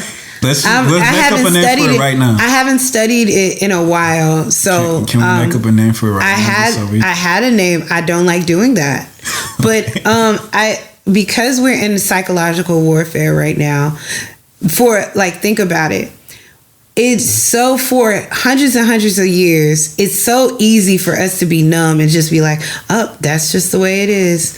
Oh, that's just the way it is. Yeah, fireworks are going all the time. Yeah, people are just bored. Yeah, COVID, we're just in faves too. Everything is going up, but they're opening everything. That's fine. Yeah, that's normal.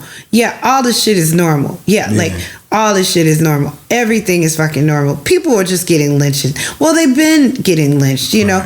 Like, everything is normal. But they want you to be numb. They want you to be numb to bloodshed. They want you to be numb to like huge fucking explosions. They want you to be numb to kids being killed, rubber bullets, and tear gas. They want you to be numb. You know, it reminds me of a question that I've been asking myself like this week is like, what, you know, people keep talking about, oh, it's a chance for like real change right now. Everything's gonna, and I don't mean to downplay it because that can be the case. But my question is, what does that look like? Because we've never lived in an era where we've seen, I can't say we. I think people have seen, like the Tide Stern would say, like the civil rights movement, which is kind of weird. It was a movement, and there was an end to it. But like, I don't think we've seen what change looks like. So how can we claim it in a way? You know what I'm saying? Like, well, this is my thing. I personally feel that we're in a time loop, and this time loop is a prime opportunity for us to get our reparations, to make as much change as we can. It's like the period, it's the same Saturn return, the period where the height of Martin Luther King and Malcolm X. We're in a time loop. That's why people are looking for answers. They're trying to make change. Like you have to get it while the getting is good. Apply for the grants, start the business, do what you need to do, get the money while you can, because soon this shit we're gonna be, I don't think it's gonna ever be back to normal. But we're going to be back into like a matrix form of the normal, the new normal that they create. Because you say anything. Most of the world is not hip to like, so it's called, I think it's molecular physics, but it's not molecular physics. When I send you the video, you're going to be like, fuck. But no, a lot of people are not hip to the book the black woman wrote about the Matrix and how like red pill, blue pill, and groupthink and understanding that everything is not as it seems. Like in fact, nothing is as it seems, and they will call you crazy before they'll tell you the truth. And like I don't think people are ready for the truth. Actually, I think people are ready for like a facet of the truth, but not the truth. Not the whole truth, because the whole truth, it will fuck up our whole our idols, our idols and our icons, because we have idols. I see people that can't like in my interpersonal life, like in my relationships. I think we've all been in a point where we're like, I can't tell the full truth because this person can't handle it. Yeah. So what do you think it is as we as a people? Like if we looked under the hood, right? Yeah. It'd be chaos. Yeah. Yeah. It'd be absolute chaos because it just everything we know would just fall on its face. It redefines what truth is in a way. I think that people, they want to know the truth, but if the truth is actually staring us in the face right now. Yeah. And I don't think that we're ready. I don't think we're ready to truly like abolish everyone and everything that needs to be abolished. Because it's not just racism. Right. It's not just abolishing the police. That's what it's I'm like saying. The whole system. Is fucked. It needs to be set on fire. It needs to be set on fire. It's literally like that movie where the house was burning down with Kerry Washington. Like, bro, these people are so rich. Yes, I watched that. Yo, what are the odds that came out in March? I was watching that. I was like, it's fucked. It's fucked. I was watching that. I was like, damn. The 1% be like trying to tell us, they be trying to warn us, like, yo, little. I think that was just them feeling guilty. Yeah, like, look. The 1%. We fucked this up. They was like, we fucked it up. Yo, what do you want from us? Yo, when I tell you that all of this shit needs to burn. Yeah. Like, all of it. Because it's built on lies. And I feel like the time warp that we're in, please excuse me, is literally the time warp. It keeps coming around. This keeps coming around. Like if you look at interviews with Huey Newton, interviews with Stokely, Carmichael, interviews with Fannie Lou Hamer, Angela Davis, everybody in the 60s, they were saying the same shit. They were saying the same shit. The same thing was happening. Nixon was doing the same shit. Everything, there were scandals. Everything, it was the same shit. And we went back to normal. Went back to normal. And I'm like, y'all don't understand. This shit, the whole thing needs to be fucking torn to the ground. And that's what I'm saying. That's why I keep asking myself the question. What does change? If it's not that, then what does change even look like? You know if it's not that, it's not change. And that's what I'm saying. The universe keeps giving us a chance. Yeah. To get it right for our offspring. To get it right for our lineage. The ancestors keep trying to give us time. It's like, and it was no coincidence that last year was the end of the 300-year curse or the whatever curse. Last year was like the back to Africa, like when slaves, like I'm telling you, like all of this shit. It all connects. Yes, it was no coincidence that the eclipse, the first eclipse, the solar new moon eclipse was on Juneteenth, and the lunar eclipse is on July 4th. Like there is no coincidence, y'all. Like that this shit is happening, and like people need to pay closer attention to our government, like our system, like what is actually needs to be broken. The whole fucking thing. The whole thing. We need to burn the fucking White House down. Then we're making progress. Yeah. Tear the Pentagon down. And then we're making progress. Seriously. Burn all of Hollywood. Shit. Hollywood is a sick place. I live in Glendale, so I'll be straight. Yeah. Burn all of Hollywood down. Yeah. Cause it's all pedophiles. Yeah, it's sick. It's all like sick. Fucking pedophiles, and they put that shit out. Like it's common knowledge that Hollywood and like there's literally a private island. Epstein guy. It's not just Epstein. Like it's common knowledge that they're like Hollywood is the hub of sex trafficking, and not just sex trafficking, but pedophilia. Yeah. Every time I talk to somebody that was an aspiring actor or is in that, they always tell me like it's like a sick, like it's always in that same tone that like it's.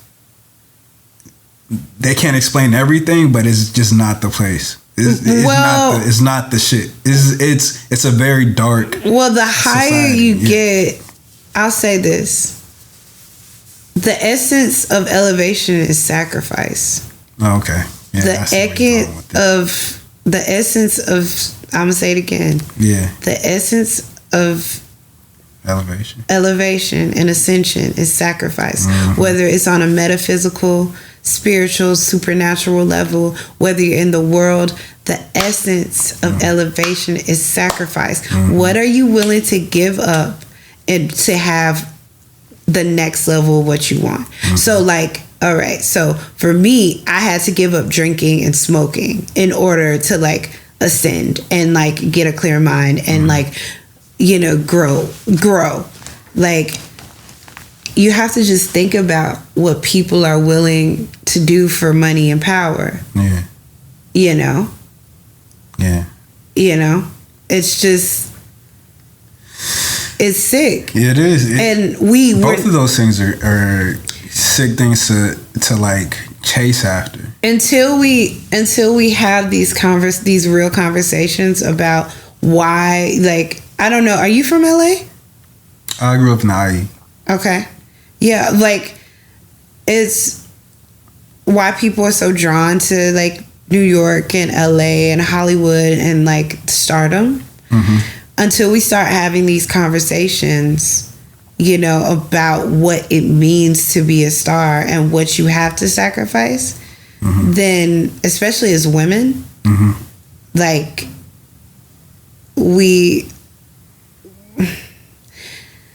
I'll just stop at the essence of elevation and sacrifice, for better or for worse. Yeah, I'll say that. Mm-hmm. And I just feel like there's a lot of people who need to be abolished and defunded. Yeah, right now. It's not just the police, man. Yeah, the police is a system created by white supremacy. Absolutely. And colonialism, and I would even say hatred, pure evil and greed. Sure. Pure evil. For sure. Pure evil. For sure. Yeah. It's how, so in the beginning of the conversation you said you was happy on purpose. Hey. Come back to it. How like knowing a lot. Yeah. How are you able to do that? Because the more you know, the more. Ooh, James Baldwin. James Baldwin. You know what I'm saying? James Baldwin, yes. I used to numb myself with alcohol, and I'm still getting over that. Mm-hmm. I apologize for that. It was. You some. Oh, you kidding me? No, like, I wasn't like the alcoholic where it was just like, what the fuck, bitch. Yeah. But I was the Olivia Pope alcoholic where it's just like every day I'm drinking wine. Yeah. It's like I'm the like glamorized. I was the glamorized. Yeah, but social alcoholic. Right. And I realized because I'm so smart and because I'm so empathic, when you're in a world where everything is so convoluted, mm-hmm. especially like not necessarily Los Angeles, but like Hollywood, I had to stop drinking because I realized like I was using drinking as and not everybody, this is not everybody, but for me, I was using drinking as a way to like feel normal. Yeah, like to because come down. To feel normal in these spaces, right. Because I have so many questions. Because remember, back to the beginning of our conversation, I was a 5-year-old girl that was quiet in the corner, right. Looking at everyone. Yeah. And like bullied because of that. Right. You know, cute, but still bullied. It starts there. You know, and it's, you know, because I had so many questions. So and I like, how do I stop doing this? You know, my 5-year-old self is still very alive, and she sees everything, and she's like, for better or for worse. For better or for worse. Yeah. And it's easy to be like, okay, I'm gonna numb this shit. I'm gonna just get drunk, you know, and I'm not gonna even know. But it's like, being present and aware and clear, you see everything, especially as a spiritual being, especially as a healer, especially as a seer. You see everything. Yeah. And it's hard to stay happy. But one thing I've noticed is I truly believe in karma, I believe in fate, I believe in God. I believe in the good of people. I'm an optimist. I believe that Black people are literally the salt of the earth. I believe that we will continue to grow and continue this. I actually believe that there is about to be an economic shift for African Americans, and that is one of the distractions that they don't want. They want us to be very distracted and not realize that there is about to be an economic, like literally a shift in power. Like fucking Tyler Perry has like 43 acres. Like he has more than 43 acres. He just has it. He just has land right now. They're not even using it. Like people are living on it. You know, there's about to be a change. There's about to be a shift. And so for me to stay happy, I have to understand what balance looks like for me, you know? And I don't know. I can't be on social media all day. I can't be, and I also can't be in a book all day. True. I can't be listening to Cole, you know, I can't be listening to Future all day, but I also can't be listening to Coltrane all day. You know, like I gotta have balance. So every day I'm getting closer to that balance, and I'm grateful for that, and that makes me really happy. Really being in tune with my inner being and what makes me happy and balanced. You wake up in whatever time you wake up and you have something to do. Yes. It's you're not just like in the drudgery of being alive. Yeah. Because you have purpose. Yeah, exactly. If you're living in your purpose, you'll never have a day where you don't want to just get up. Even on the days where I'm depressed, even on the days where my anxiety like just keeps me in bed, I still know I have a purpose. And my purpose is to help enlighten people and wake them up and help them, to usher them to knowledge of self, knowledge of their gifts, and to help them to see themselves as worthy of payment, worthy of, I would say, worthy of flourishing in your creative gift, especially, if not specifically, Black women. So, yeah, that's my gift. That's my purpose. So, yeah. That's beautiful. Yeah. What do you, what's the latest thing you learned about yourself? That I actually don't like to drink. I don't like to smoke. I really do well by myself. And I've fought that my whole life, you know, but fought it in regards to fought it in the way where it's just like, I really like wanted to keep people around, you know, like, oh, come over, you know, I'm lonely. And it's just like, Veronica, are you lonely or are you just bored? Are you like craving attention or are you just bored? It's fun to be bored now. I'm never bored. You know, like sleeping is fun to me. Yeah, you know, like walking around, like just the mundane, like finding pleasure in the mundane, self-pleasure in the mundane. That's exactly what I'm saying. Like, you know, you get to know yourself, and there isn't such a thing as being bored. You know, it's just there's always something. To me, there's always something to do.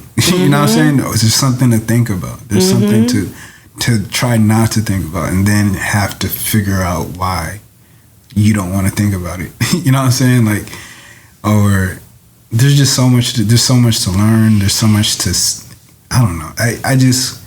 I felt like that. I felt like that for a while. So I'm sitting in it, but like but like I feel like that hasn't been the case for a majority of people, where, you know, accepting of the boredom.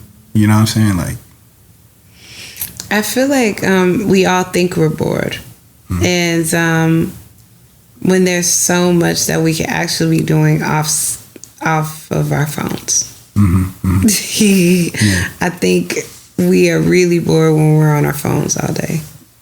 What did we do without them before? You know what I mean? Like, man, I be thinking, because like even the process of not having a GPS, like the reason why I was so late today, because my GPS like kept like it literally it kept like application kept closing. You know, are you usually like a punctual person? No. Oh, because you sounded so like sorry on the phone. Like, yeah, I'm always. Fine, I hate being late, but sometimes I'm just late, and sometimes it's a lot, and so like late a lot. Like you just no, like that far. No, I'm not always late.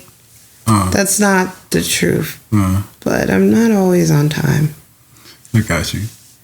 I feel you. Yeah, that's the truth. I accept that about myself. I'm working on it. I'm like a choosy late person. It depends. It's actually, when you get to the root of it, it's fucked up. Oh God, it's fucked up, because then I'm like choosing what's important and what's not. When, you know, it should be. Hey, here's a robber. Don't say that. That's life threatening. But yeah, like it's Can I go to the bathroom? Yeah, go for it. Can you? Does that work with the thing? Okay. I'll cut it off. Now, what were we saying? I was trying to look up the type of physics, but it's not. If I had my access to like all my old books.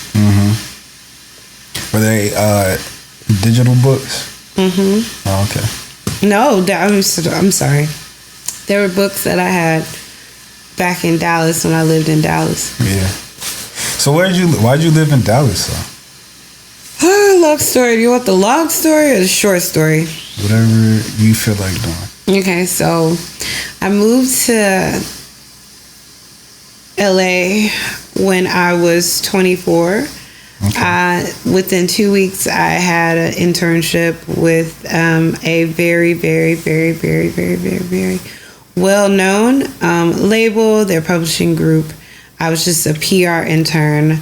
They kind of like were predators though. And one of the guys liked me. He found out that I could sing and play instruments, invited me to the studio, had me there as an intern, ended up writing a song for a huge artist that I never got paid for because of some Me Too shit. Didn't have the money to stay in LA because they never paid me because I didn't sleep with someone. I never got paid, and I stopped getting invited back to the studio, quote unquote. And decided to move in with my grandmother to kind of recoup, but was led to come back, and so I'm back. Yeah. That's terrible. Yeah, a lot, right? That is a lot. Yeah. But I'm glad you're here. It was if I didn't move to Dallas, I would have never started music myself. I would have never got the courage because like. So you found your. I found my voice in Dallas. Yeah, I was able to find my voice in Dallas. Were you in that? You said that was at your grandmother's place? Yes, in my grandmother's house. So were you spending a lot of time alone there, or a lot of situation? A lot of time alone. The music scene in Dallas is so pure and so centered around blackness. The like soul scene there, because like Erykah Badu lives in South Dallas, you know. So you would have like, you know, I met Jill Scott there. Like I was able to experience a Kendrick Lamar show for the first time there. Like I played my first show as I went by OG Muse at the time. I recorded my first like project in Dallas. Like Dallas is. God works in such mysterious ways, and at the time I was really depressed because I was like, that all of that happened to me when I was really young, you know, so I didn't really understand it. Didn't understand why I had to go through like almost this like that whole situation in LA. You know, this like you leave and come back thing. I didn't realize why I was, you know, and I had like, it's one of those artists where you get blackballed even if you like say their name. Yeah. You know, so I was just really. It's fucked up. Yeah. I was really depressed about it. And like I would sit at night and I would watch like Amy Winehouse and I had a thing for jazz. So like Sarah Vaughan and Nina Simone and you know what? It's funny. Nina has like visited me like this whole week. Like it's just been crazy. And when you were talking about like the colorism thing that you know, starting with the Creole shit. Yeah. I couldn't stop thinking about 4 women. Like, it's just going on in my head. But please continue. No, I'm listening. I don't know. Dallas. If I didn't go through like that Me Too shit, I would have never like found my power, found my voice, because I went to college for PR and I was managing artists. I always knew I wanted to be an artist, but you were sitting there like, this is what I'm supposed to do. I was managing. I don't know. I did what I was supposed to do. I was hiding really. And if it wasn't for that, there was an Erykah Badu interview that I watched when I was living and literally sleeping on the floor of my uncle's house in West Covina.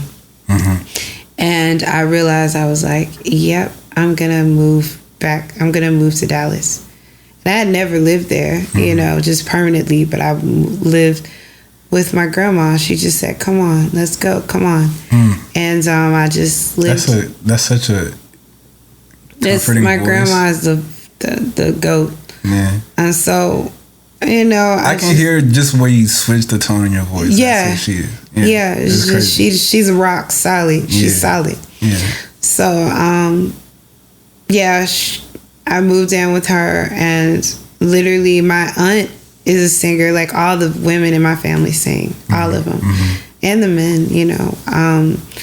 And I was just insulated with love. You know, I was around love. I can hear that in your voice. Yeah. Like when you do sing. It was so, thank you. It was such like a healing thing for me, being around like that many women and like insulated, and for 2 years. And then after 2 years, I got that call. I was working at like a Buffalo Exchange. You know, like a thrift goddess or whatever. Yeah. Have you always been like No. Fly and shit? Well, I've always been fly, but I didn't start like thrifting really until like college.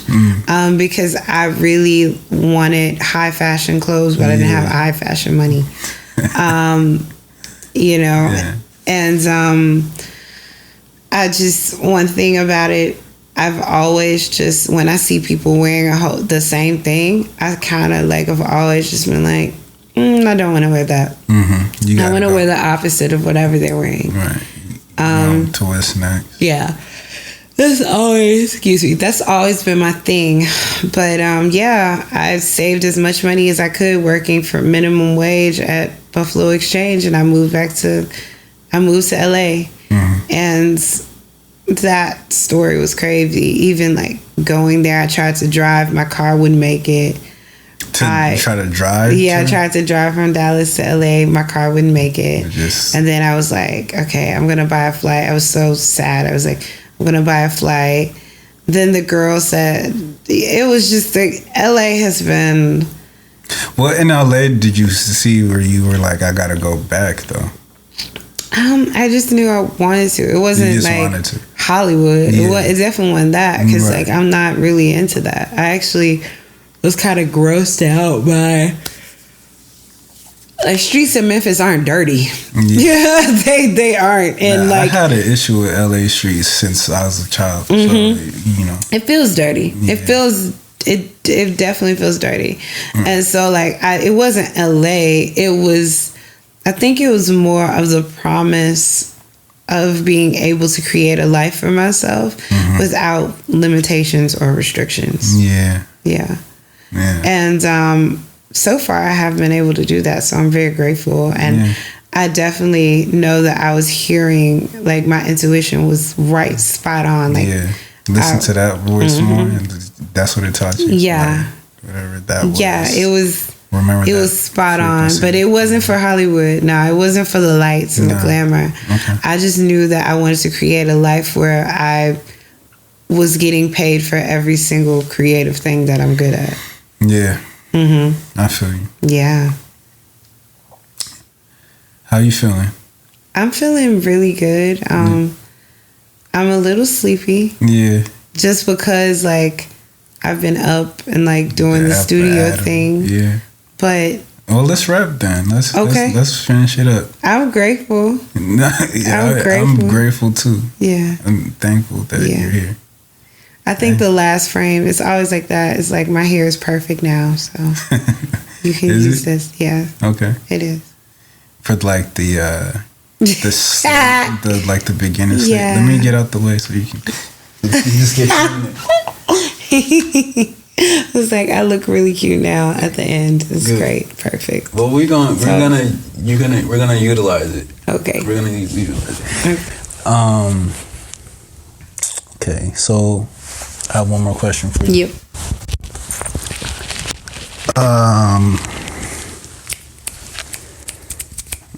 What is something the world doesn't know about you but should? I'm so vulnerable, so I feel like the world knows a lot about me, especially if you listen to my music. Everything. But I feel like the world doesn't know how scared I am all the time and how I'm working through that.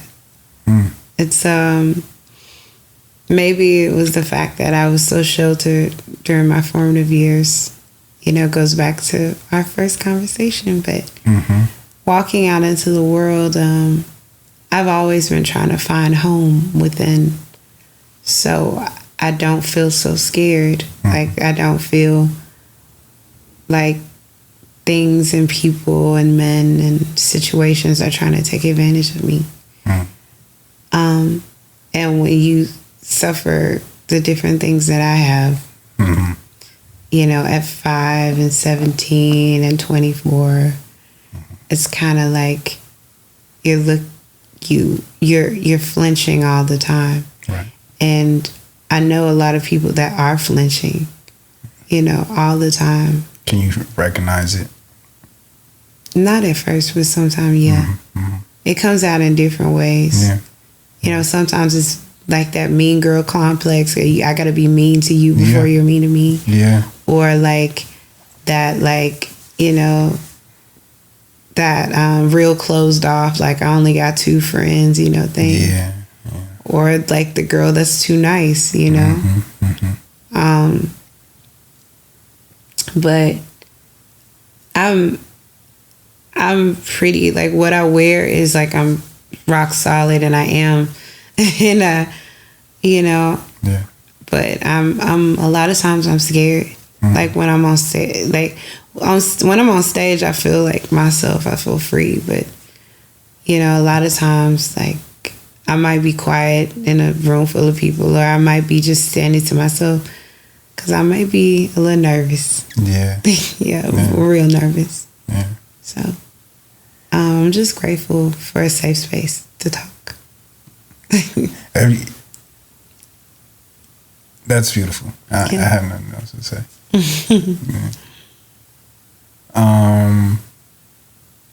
You have anything? Do you have anything else to say? Yeah.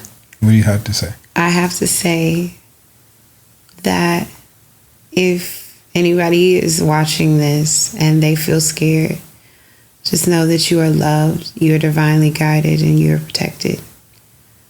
And everything in your life, there's a reason for it.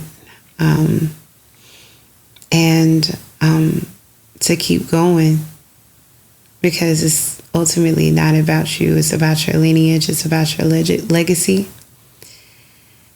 And that you are worthy of being seen and heard, no matter what you look like or feel like, do or say. And you can always start over. That's all I have to say. What that was, right? You were supposed to do that. Like you, like all molecules point to that direction. That's what you're supposed to be doing. Yeah. So thank you. Thank you for coming through. Of course, man. All right. Always. Always. Thank you for having me. I can't wait to see it. It was my pleasure. I'm gonna put it together. It's so